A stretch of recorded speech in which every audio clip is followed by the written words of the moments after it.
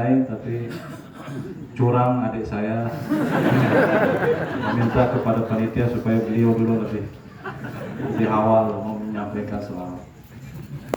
Hadirin yang dirahmati Allah, tidak panjang yang akan saya sampaikan. Saya akan mengijazahkan kepada pelungguh semua hadis musalsal dengan membaca suratul Kautsar, dengan harapan mudah-mudahan kita termasuk dalam golongan orang-orang yang sah disebut sebagai perawi hadis, supaya nanti pada hari kiamat kita bisa menagih syafaat dari baginda Rasulullah SAW masuk surga berakhir. Kenapa tiang pilih pada malam hari ini hadis musalsal dengan membaca suratul Kautsar? Karena ada sejarahnya. Turunnya suratul Kautsar ini ada sejarahnya, Bapak Ibu saudara-saudara sekalian. Jadi mungkin pelungguh tahu Bapak Maulana Syekh punya 2 putri. Siapa aja itu namanya? Alhamdulillah. Dan Rasulullah SAW punya putra-putri. Ada yang tahu berapa jumlah putri Rasulullah? Ada nih? Salah. Berapa? 4 putrinya Nabi. Siti Fatimah Zahra, Ummi Kulsum, Siti Zainab, Siti Ruqayyah. Jangan kita hanya bisa menghafal pelajaran ke-NW-an, tetapi kita merayakan Maulid tidak tahu apa sejarah. Berapa putranya Nabi? Ada tuh? Ada 3, betul. Yang pertama Al-Qasim, terus Abdullah, yang ketiga Ibrahim, betul. Tapi Allah Subhanahu wa Ta'ala sudah tetapkan, takdirkan, setiap lahir putra tercinta baginda Rasulullah SAW, Allah cabut nyawanya sebelum dia dewasa. Setiap meninggal putra Nabi, mulai Abu Jahal, Abu Lahab, Al-As bin Wa'il, Ka'ab bin Al-Ashraf, orang-orang yang hasad, yang benci kepada Rasulullah SAW, memunculkan diri, nyorak-nyorak, ngolok-ngolok Nabi kita, menyebut-nyebut beliau sebagai laki-laki yang abtar. Apa artinya abtar itu? Abtar itu secara bahasa terputus. Kalau abtar itu disematkan kepada binatang, maka maksudnya ekornya buntung, terputus. Tapi kalau abtar itu didekatkan ke manusia, ada 2 maknanya. Pertama, terputus loloknya, kemaluannya. Yang kedua, terputus keturunannya. Tidak ada yang melanjutkan perjuangannya. Nah, begitulah parahnya, kejamnya orang-orang yang benci kepada Rasulullah, mengolok-olok beliau dengan sebutan abtar. Abtar, abtar, gitu, diolok Nabi kita. Setiap kali meninggal putra tercinta Rasulullah Sallallahu Alaihi Wasallam. Nah, pada suatu hari, di saat Rasulullah sedang berduka, meninggal oleh putra beliau. Beliau duduk bersama para sahabat, tiba-tiba Rasulullah ketiduran. Dalam waktu yang sangat singkat, hitungan detik. Tiba-tiba Rasulullah mengangkat wajah beliau sambil tersenyum. Dan beliau mengatakan, baru saja turun wahyu. Baru saja saya menerima paket kiriman dari Allah Subhanahu wa Ta'ala, 1 surat full dari ayat pertama sampai ayat terakhir. Hadis musalsal ini disebut hadis musalsal bil qiraati suratul Kautsar. Agar nesah pengijazahannya, harus kita bareng-bareng membaca suratul Kautsar. Silakan. A'udzu billahi minasy syaithanir rajim. Bismillahirrahmanirrahim. Inna a'tainakal kautsar fashalli li rabbika wanhar. Inna syaniyaka huwal abtar. Shadaqallahul azim. Setelah itu Rasulullah bertanya kepada para sahabat, Bapak-bapak, saudara-saudara, tahu nggak pelungguh semua apa itu Kautsar? Para sahabat menjawab, hanya Allah dan Rasulnya doang yang tahu. Kemudian Rasulullah menjelaskan, Kausar itu nama satu sungai yang Allah khususkan untuk saya, disiapkan untuk saya pada hari kiamat nanti, di mana dalam sungai tersebut terdapat khairun kathir, kemuliaan, keberkahan, manfaat yang banyak sekali. Taridu alaihi ummati yaumil qiyamah, selaku umatku masing-masing akan mengambil bagian keberkahan dari sungai tersebut. Nah, jadi paham kita, Kausar itu secara zahir, secara ilmu syariat itu isyarat kepada satu buah sungai. Tapi apa hubungannya? Suratul Kausar ini turun pada saat Rasulullah sedang berduka cita setelah meninggal putra Nabi dan diolok-olok sama orang-orang kafir. Ternyata Kausar itu kan artinya kebaikan yang banyak, keberkahan yang banyak, kemuliaan yang banyak. Secara hakikat Kausar itu isyarat kepada Siti Fatimah Az-Zahra, putri tercinta Rasulullah Sallallahu Alaihi Wasallam, yang dari diri beliau itulah lahir Sayyidina Al-Hasan, Sayyidina Al-Husain, semua keturunan Nabi, para Sayyid, para Habib, para Syarif yang menegakkan, melanjutkan perjuangan Rasulullah Sallallahu Alaihi Wasallam lahir dari Siti Fatimah. Nah, oleh karena itu, inna a'tayna kal kautsar, artinya jangan sedih wahai Rasulullah.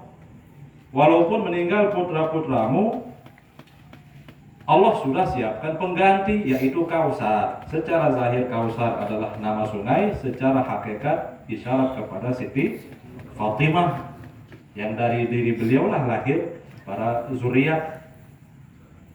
Bapak-bapak, ibu-ibu. Nah, oleh karena itu sambutlah nikmat ini, rayakan nikmat ini. Di sini Allah ajarkan kita sebenarnya bagaimana kita tasyakuran, bagaimana kita bertasyakur, bagaimana kita menampakkan kebahagiaan kita ketika diberikan nikmat atau rizki oleh Allah Subhanahu wa Ta'ala.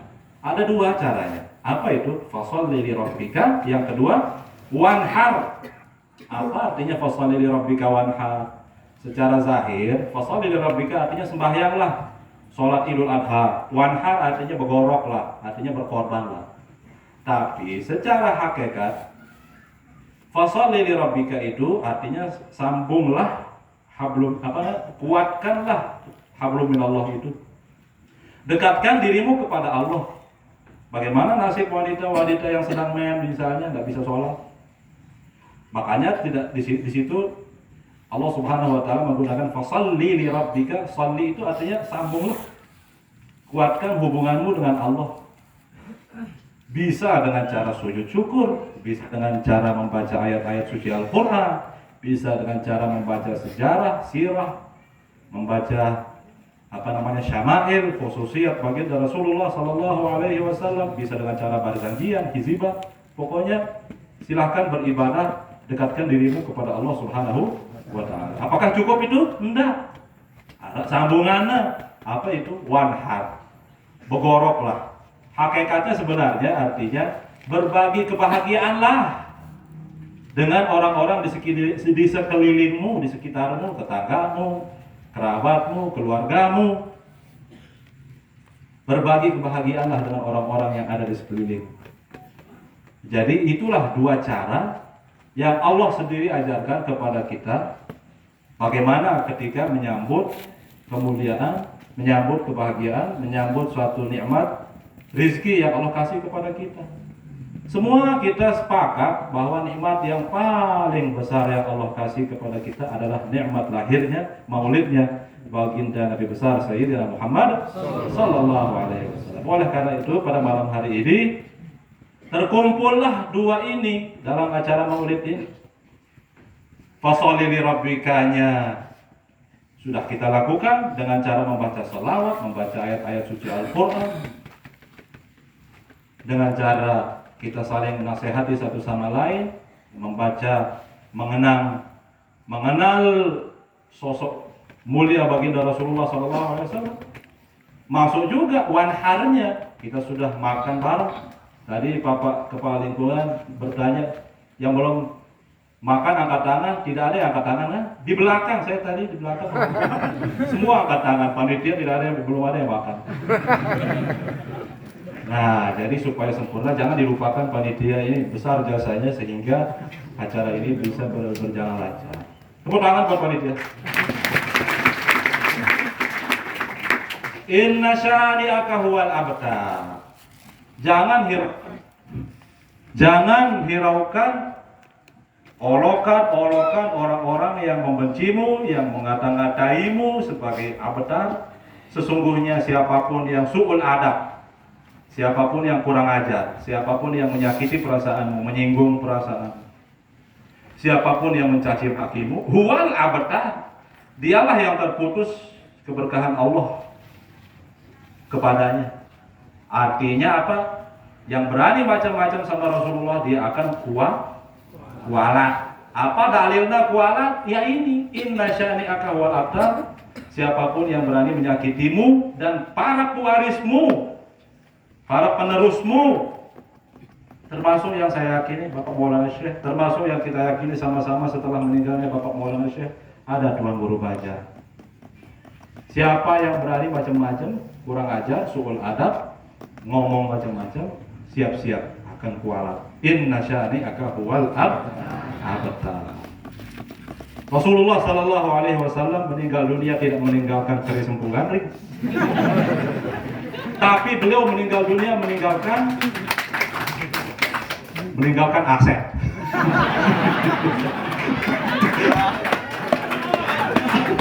Rasulullah meninggal dunia meninggalkan aset. Apa aset itu? Pernah aset beliau itu jadi rebutan dulu. Mau tahu sejarahnya? Ada sahabat namanya Sayyidina Abu Hurairah. Sayyidina Abu Hurairah radhiyallahu anhu baru meninggal Nabi. Tidak lama setelah meninggal Nabi, Sayyidina Abu Hurairah masuk ke pasar. Dijumpailah orang-orang di pasar ini sibuk mikirin dunia, mikirin laba, ya. Sehingga Sayyidina Abu Hurairah mengetes semua orang-orang yang ada di pasar waktu itu. Apa kata beliau? Weh Bapak Ibu, pengumuman di Masjid Pancor sedang ada pembagian aset peninggalan Rasulullah Sallallahu Alaihi Wasallam. Apa yang terjadi? Belum selesai beliau mengumumkan, para pedagang menutup rukonya, tokonya, dagangannya. Para pembeli juga berlomba-lomba meninggalkan pasar menuju ke Masjid Pancor. Sehingga Sayyidina Abu Hurairah ketinggalan sendirian di pasar, sepi. Kok tiba-tiba sepi? Akhirnya Sayyidina Abu Hurairah nyusul. Setelah nyampe, setelah mendekati masjid, semua orang-orang yang tadinya berlarian masuk ke masjid untuk merebut, siapa tahu ada sisa-sisa aset untuk direbutkan, ternyata keluar. Dan semua nyebeng, semuanya kesal melihat Sayyidina Abu Hurairah. Mana adanya ada aset yang dibagi-bagi di dalam masjid. Nah, apa kata Sayyidina Abu Hurairah? Apa coba? Coba kasih tahu saya apa yang sudah temukan. Apa yang sudah jumpai di masjid. Yang kita lihat, ada yang baca Al-Quran, ada yang berzikir, ada yang tadarusan, ada yang diskusi, ada yang sedang mengenang sejarah perjuangan Rasulullah Sallallahu Alaihi Wasallam. Itu aset yang saya maksud, itulah warisan yang saya maksud yang ditinggalkan oleh Rasulullah Sallallahu Alaihi Wasallam. Siapakah pewarisnya? Itu warisannya. Siapa pewarisnya? Pewarisnya itu ahlul Quran, itu orang-orang yang sibuk berkumpul, bermutolaah, bermuzakarah, berdiskusi, bertadarusan dan seterusnya. Nah, jadi paham kita bahwa Rasulullah Sallallahu Alaihi Wasallam meninggalkan aset, meninggalkan warisan berupa ilmu yang bermanfaat sepanjang masa, sehingga apabila hadis-hadis Nabi disampaikan di warga NU diterima oleh semua. Ketika pengajian beliau, hadis-hadis beliau disampaikan di pengajian-pengajian Muhammadiyah, diterima oleh semua, bisa diamalkan. Dan tahadus bi ni'matillah, Tuan Guru Bajang kita, saya melihat dan kita semua menyaksikan bahwa di mana beliau pengajian pasti beda-beda temanya, pasti Quran hadis landasannya, dan pasti semua organisasi menerima dan bisa mengamalkannya seumur hidup sampai jero kiamat bahkan. Paham ini Bapak Ibu sekalian? Tidak ada Tuan Guru kita, Tuan Guru Bajang kita berbicara tentang keris lah, tentang apa manfaatnya, apa kontribusi, apa maslahatnya itu untuk kemajuan Islam dan orang-orang Islam. Tidak pernah Tuan Guru Bajang membahas tentang aset yang perlu paham ya. Tapi beliau betul-betul memegang aset yang diwariskan oleh baginda Rasulullah Sallallahu Alaihi Wasallam, yang beliau diutus sebagai rahmatan lil alamin, bukan rahmat bagi orang pancor doang. Rahmatan lil alamin, Bapak Tuan Guru Bajang diterima. Jangankan orang Islam, yang non Muslim pun menerima beliau dan rela menjadikan beliau sebagai ketua harian. Allah. Ini yang patut kita jadikan contoh. Jangan jadi Tuan Guru lokal doang. Jangan hanya membahas tentang sesuatu yang manfaatnya tidak perlu dipublikasikan, malu kita.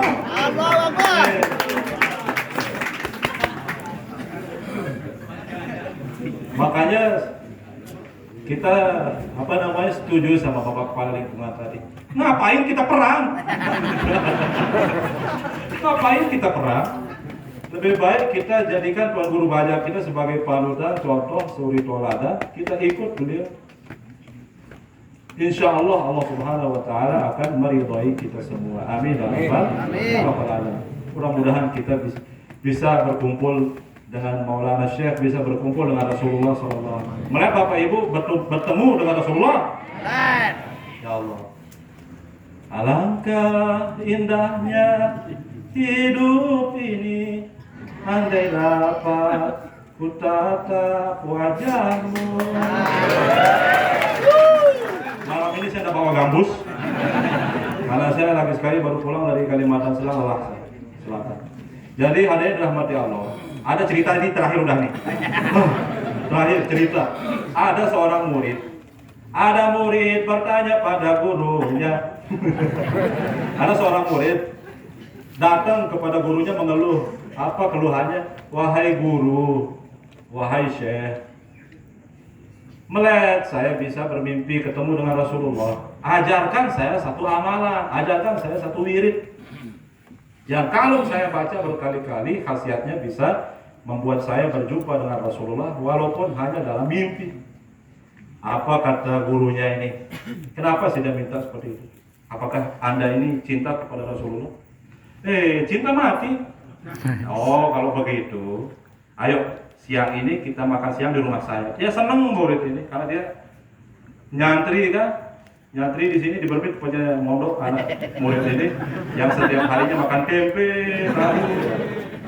Seneng dia diajak sama gurunya makan siang di rumahnya, disiapkan ikan besar. Nah, tumben dia makan, akhirnya tumben dia disuguhkan ikan yang besar, akhirnya lahap beliau makan murid ini makan. Tapi tidak disediakan air. Setelah selesai dia makan. Apa namanya? Apa istilahnya? Kepelek? Apa itu? Kembilek? Nah, guru melihat saya minum ini. Nah, mau ketemu Nabi? Katanya. Mau, katanya. Dari sejak sekarang tidak boleh sudah sentuh air, tidak boleh minum. Sampai kapan, guru? Bukan guru syarif. Sampai kapan? Sampai besok. Besok siang datang ke saya, nanti saya izinkan. Harus ke sini dulu. Oke. Pulanglah dia ke pondoknya, kos-kosannya. Semakin lama semakin haus, sehingga ini aja saya aja haus ini. Sehingga Yang dipikirkan oleh murid ini hanya air aja. Sampai malam. Nah, singkat cerita, pada malam hari ketiduran murid ini. Nah, apa yang dia lihat dalam mimpinya? Dia berada di tengah sumur, kalau nggak salah, dia minum sepuas-puasnya. Bangun dari tidur, ternyata masih haus itu. Maaf, kalau nggak salah dia bermimpi berada di tengah lautan. Saking hausnya dia minum air laut itu, tapi tidak hilang hausnya, bahkan semakin haus. Bangun-bangun tidak sabar, ada ini murid ini. Pergilah dia ke rumah gurunya. Belum dia ngomong apa-apa, gurunya sambil ketawa. Tadi malam luar biasa, terima kasih banyak. Saya dulu sebentar minum. Luar biasa mengingat beliau ini. Saya minum dulu, bismillah. Bismillah. Nyindir. Alhamdulillah. Sampai mana tadi? Lautan. Oh iya. Akhirnya gurunya sambil tersenyum mengatakan tadi malam mimpi berada di tengah laut ya. Betul, kok tahu guru? Ya tahu dong. Terus gimana guru? Boleh saya minum? Boleh, minum. Diminum. Ayo, mana wirid itu wahai guru? Di sini gurunya mengajarkan kepada muridnya, kepada kita semua. Katanya si D ini serius, bersungguh-sungguh ingin ketemu Nabi, katanya cinta kepada Nabi, tapi sepanjang hari sampai menjelang tidur yang mengganggu pikiran si D hanyalah air itu saja. Seandainya si D ini tetap cinta kepada Nabi, pasti si D akan selalu memikirkan Rasulullah Sallallahu Alaihi Wasallam.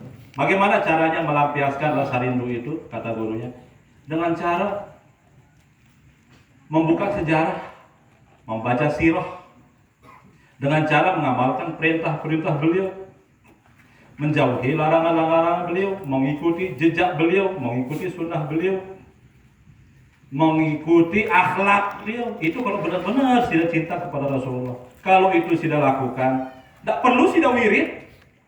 Rasulullah sendiri yang akan mendatangi Sida dalam mimpi. Kalau benar-benar sudah lakukan apa yang saya katakan tadi. Nah, apa pelajaran yang bisa kita ambil? Kalau kita ini, saya tanya, cinta pelunggu kepada Bapak Maulana Syekh. Maulana Syekh pertama maksud saya. Cinta pelunggu sama Al-Mafurlah? Tidak. Oh, cinta. Ya. Maka mari kita sama-sama berusaha untuk tidak mengecewakan beliau.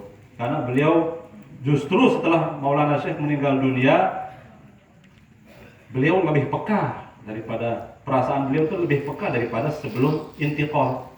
Apa yang beliau lihat, apa yang beliau dengar sebelum meninggal, sekarang setelah meninggal beliau itu jauh lebih tahu kondisi kita. Maka saya meminta kepada kita semua, mari kita sama-sama berusaha untuk membuat beliau bangga di alam sana. Cinta pelunggu sama Tuan Guru Bajang? Mari buktikan dengan cara mengikuti jejak beliau, mengikuti akhlak beliau, mengikuti cara beliau bertutur kata. Bagaimana cara Tuan Guru Bajang bersikap ketika dimusuhi, ketika beliau di pojok-pojokan, dicaci maki. Lihat Tuan Guru Bajang, beliau tidak balas cacian orang dengan cacian. Kalau betul kita cinta kepada guru-guru kita, kepada Bapak Maulana Syekh, kepada Tuan Guru Bajang, wabil khusus kita cinta kepada Rasulullah SAW, mari kita ikuti jejak